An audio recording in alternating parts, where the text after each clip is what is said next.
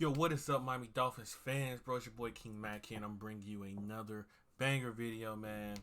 As you know, over the past weekend, as well as Thursday, the 2021 draft went down. And obviously, our Miami Dolphins had 2 first-round picks, a few other picks in the draft, but mainly we want to talk about the biggest things that we cannot mess up going into this draft were those first 2 picks, which would be the number 6 and number 18. Obviously, initially we had the number three pick, but we traded that to the San Francisco 49ers, I believe at 12, and then we traded back with the Eagles at 6. So, that first pick did a whole bunch of conjugal visits to some different other spots, all right? So, at that number 6 pick, man, we went ahead and got Jalen Waddle. Now, as you guys all know, I was a big fan of Ja'Marr Chase, but obviously Ja'Marr Chase went to the Bengals, who, to my surprise, I didn't think he was going to go to the Bengals, all right? I knew that, Joe Burrow wanted him on the Bengals. I didn't think the Bengals were going to go that route. I thought they were going to go get Penei Sewell, to help bolster that offensive line to protect the franchise, which is Joe Burrow. But, they went a different route. They went and got Ja'Marr Chase, so they gave him another weapon. So going into the season now, Joe Burrow is going to have Tyler Boyd, T. Higgins, as well as Ja'Marr Chase going to season. I mean, they did address line later on in the draft, but it was a different talent from Penei Sewell to the guy they got later on. But moving on, man. So the Dolphins went ahead at number 6 and got Jalen Waddle. I know Devonta Smith was on the board, but I was never really high on Devonta Smith. I did have him ranked number 3 on my board, and I had Jalen Waddle ranked number 2, just behind Ja'Marr Chase. Now, I do want to disclose this. I'm okay with the pick. It wasn't my preferred player, but at the end of the day, I think I can live with this pick because Jayden Waddle does bring a lot of things to our team. He brings, number 1, speed. If I remember, I know he didn't do his pro day because obviously he got hurt. But it is on record to say that he ran around a 4.36 or something like that. Something in the 4.3s, I'm pretty sure. So he's a blazer. You could tell he's a blazer from his highlights back when he was getting passes from Tua, as well as when he was getting passes from Mac Jones. He is a burner. He is a playmaker, and he is a shifty guy. Again, I have him ranked number 2 on my board. And with the taking of Ja'Marr Chase, obviously I'm okay with the Dolphins getting the second best receiver on the board at the time. Now, a lot of people thought we were going to go ahead and go get a offensive lineman in Penei Sewell. And personally, listen, I never thought that we were going to go after him. Reason being, all right, our offensive line has a lot of young guys on it.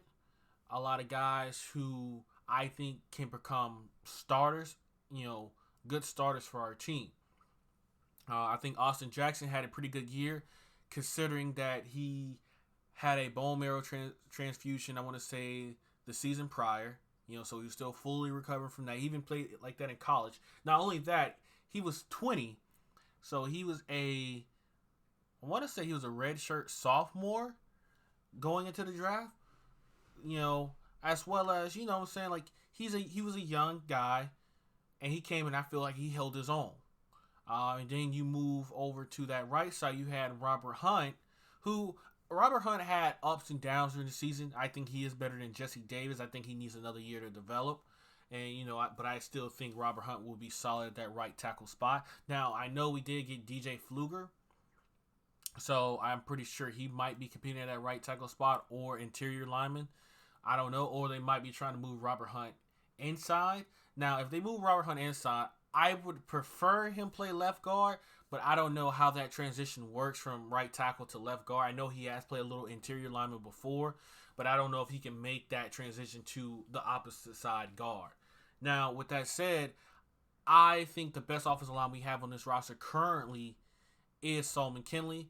I know a lot of people say he's overweight, but personally, I like my guards big. I don't think Solomon Kinley is a pulling guard. He's more of a mauler between the defensive tackles, get them out the way, kind of get to that second level to give, Myles Gaskins and, the new rookie we just drafted. What was his name? One sec. I have his name written down here. Jared Dokes, that's his name. So I would prefer Solomon Kinley at that right guard spot. I think he played better at right guard, but the way it's looking. If we keep DJ Fluker on that right tackle, we're going to put Robert Hunt at that right guard. We're going to have Doka, whatever the fuck his name, at center. We're going to have Solomon Kinley at left guard. And then we're going to have Austin Jackson at left tackle. And I think going into the season there, I think that'd be really good. You know, it's not my preferred lineup, but I still think going into next season, I think that could be a top 10 offensive line going into the season. Now, moving on to our next pick in the first round at number 18, I thought we were going to trade back here because let me phrase that. I was thinking that we were going to go running back here. That's what everyone thought. We were going to go to running back, and the two likely options at this point in time were Travis Estienne and Najee Harris. So we had a chance to get him. We didn't get him. All right. And we went ahead and got Jalen Phillips, who a lot of people rated him as the top pass rusher in this class. And I had him around like maybe top 3. I didn't have him above Gregory Rousseau, but Jalen Phillips is still a talent nonetheless. The only thing that's going to him that concerns me and a lot of other people is the concussions.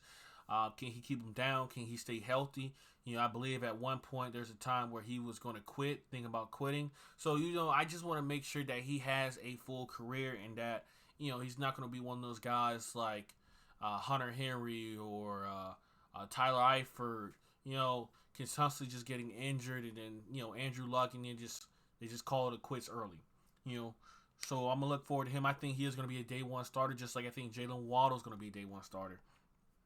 We then went to the second round, man. Second round here, I thought we were going to go ahead and get Javonte Williams from UNC. Well, the Broncos jumped us, and they went ahead and got him, so we went ahead and got Javon Holland. Now, I did think we needed safety. I didn't think it was the top priority, but I knew we needed a safety.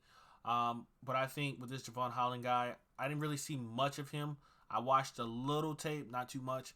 But from what I could see, he's a nice size safety. He has some speed on him.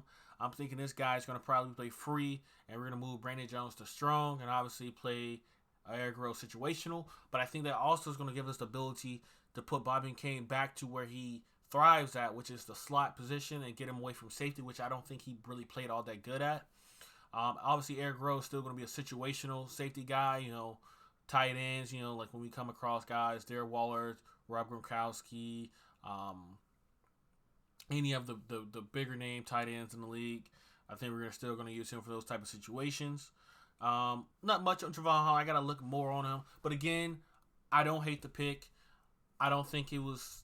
I would have preferred getting the running back from UNC, but obviously Broncos traded up, got him.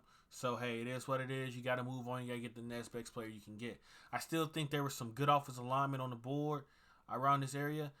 Now, personally, one of my favorite guys was Dickerson from Alabama. And I know he does have injury concerns, especially with him. I believe he blew out his knee this past season in college. But at 36, I can kind of excuse with the second round. He's not going to be making a lot of money. He is probably one of, if healthy, I think he was the best center in his class. If healthy.